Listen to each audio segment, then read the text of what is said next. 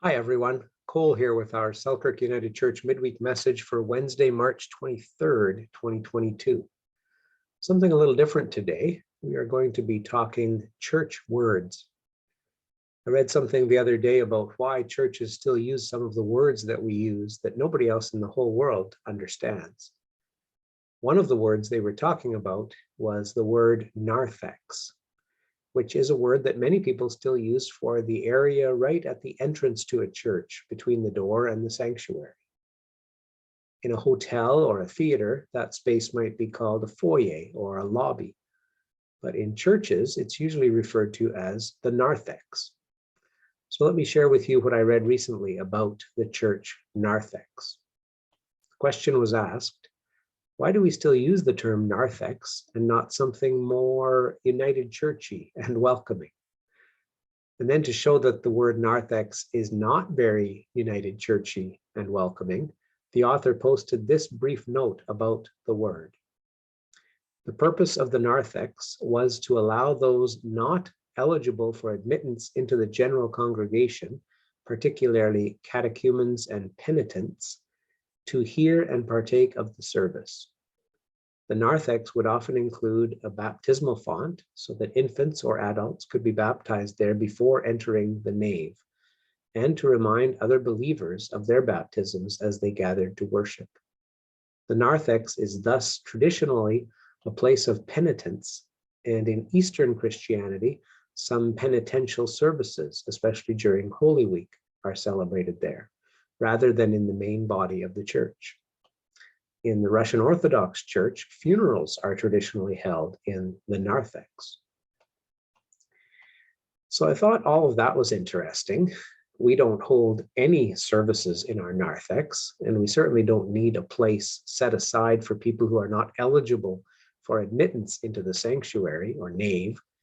Can you imagine? Although now, when I see someone out in the narthex not going into the sanctuary, I might wonder what they've done that is keeping them from entering the sanctuary. I might wonder what they need to be penitent or repentant about. No, I won't really. Anyway, this discussion about the word narthex received an interesting number of comments from other clergy. Let me share a few. One said, I suppose we've taken to opening the sanctuary doors and allowing everyone in from the narthex, repurposing this space as being the initial place of greeting and hospitality, rather than changing the architectural term itself. Another says, I never use the term. It means nothing to a newcomer, and it really signals a lack of hospitality. Another, I don't use any of those terms because they are church speak and meaningless to not just those in the wider community, but also for most of our churched folk. I talk about the area outside the worship space and the front of the church. We need to go where people are instead of stubbornly clinging to our in language. Another says, I've heard someone refer to it as a porch, much more welcoming. Another says, when I use it with a more general crowd, I explain the term and its history. I don't think we should always be so quick to get rid of churchy words because they are our vocabulary. To me, a narthex is very different from a porch or a lobby because it's the space I prepare to worship God before I enter the sanctuary. And when I visit a church, I often look at their narthex and what they use it for. But I grew up in a church that used narthex regularly. It was the space the choir gathered in minutes before the service, where the bell was rung, where the greeters welcomed. In ecumenical dialogue, speaking with other churches, it's been really important for me to understand what the narthex is and how that space differs in use because of theological differences. I wouldn't want to drop it altogether, though I understand making our words accessible.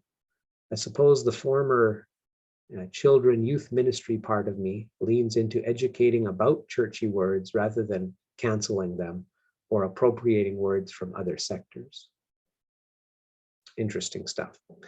The conversation then turned to other words we sometimes use in the church, or at least some churches, that you don't hear anywhere else, words like pulpit, pew, nave, chancel, etc.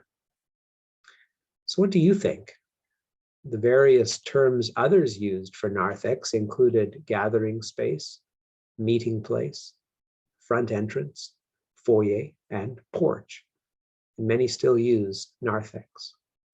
Do you use the term narthex for that space at our church or your own home church if you're viewing this from elsewhere? And if not narthex, what do you call it? Do you think those kinds of terms should be held on to and perhaps even taught so that everyone knows and feels included? Or do you think we should change some of the language we use, especially if there is some historical baggage associated with some of those words, like a sense of being excluded when that is no longer our intent? Lots to think about. I think I will go for a stroll now through the narthex and into the nave up to the chancel, where I will ponder these things for a while before returning to the minister's study. I'd love to hear what you think about all of this. Most importantly, I hope that whatever you call the various spaces within our church building, that all of you and everyone feels welcome here, because you most certainly are. Hope to see you all soon in the narthex or wherever. Have a good week, everyone, and God bless.